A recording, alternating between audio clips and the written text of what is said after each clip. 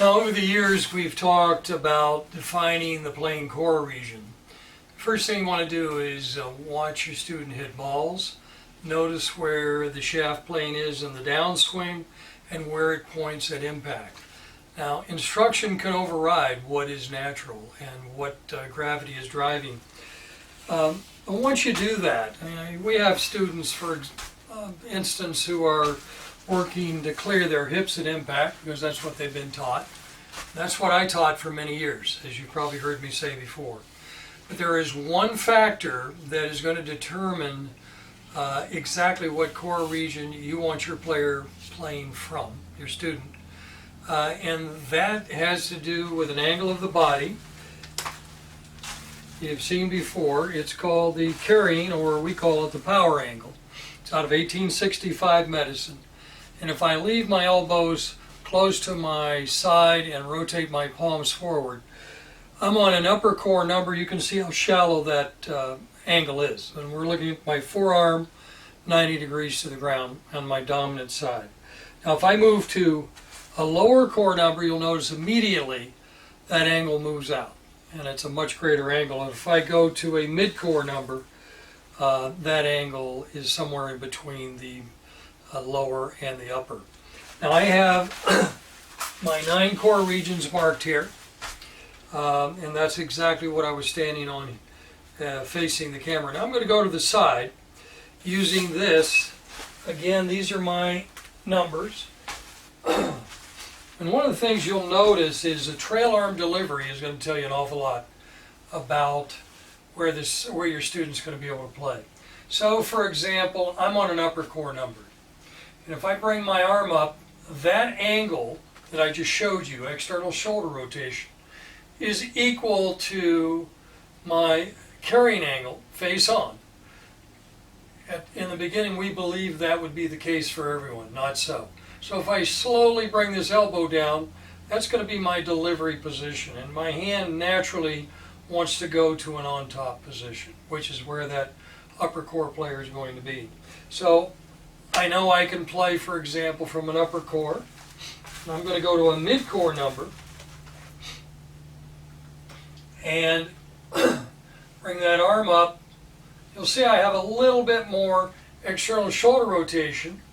Bring it down and it's right on my hip. And it's as if you were to look at me looking forward and do this facing on. You can see where my hand, that's a delivery for a mid-core player. Absolutely a delivery for a mid-core player. Here is my upper core I just did as I bring this down. And again, as I just bring my arm over, you can see where my hand is.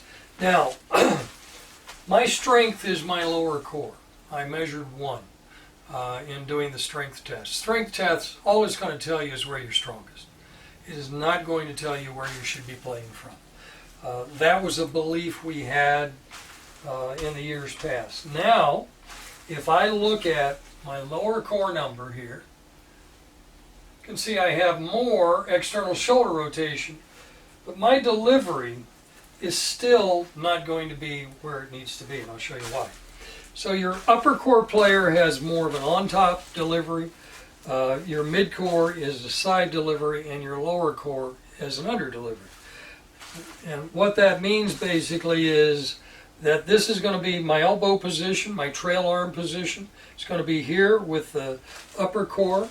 It's going to be on the side with the mid-core, and it's going to want to start to turn under, but I don't have enough external shoulder rotation to be a lower core player. I tried to play from there for years. And I did play from there. It didn't try, I did. But I found much more efficiency as soon as I moved to mid-core. And I've been chasing this with the research from day one as I began to understand. So here's my lower core position. Bring that elbow down and over, and you can see that it does not want to be under. It does not want to be under. Let me show you face on here. So it's still going to be on the side. It needs to be, this elbow needs to be able to go into close to my navel, and you can see how under that hand wants to go then. So if your student measures wherever they're strong, one thing, you can strengthen the core. If you've gone through not just the right balance optimization exercises, which will create core symmetry, but the right balance core 360, we can strengthen and balance the core now. And we can balance it top to bottom. You want to do that if the strength, when they're tested, their strength is not in the region they're going to be playing from. You want to get that region strong. You want to get equal strength in all regions. And now we're able to do that. And your right balance professional will be able to show you how to do that. So the trail arm delivery is really determined by external shoulder rotation. The other thing we've seen is we'll see players test in, say, mid-core, but they have some structural problem with the shoulder. I've seen big angles with no external shoulder rotation. That tells you immediately they're going to have to play upper core because they're not able to get in a position for that trail arm delivery.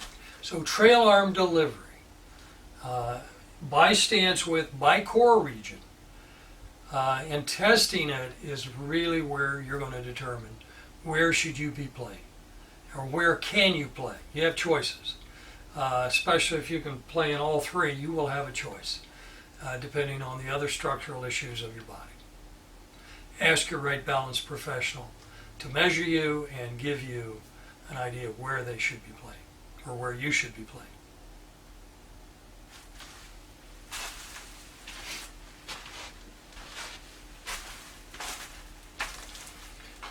So check in with your right balance professional, get measured. They'll give you your 9 stance widths. They'll determine what core region together with you. They'll determine what core region is best for you, has the least amount of stress on your body, and then they'll give you a list of 5, 6, 7 stance widths in addition to this that you can play from within your core region, within your playing core region. So check out our right balance professionals online. We have a map that will take you right to one closest to you. And we are located now in 12, 13 countries around the world.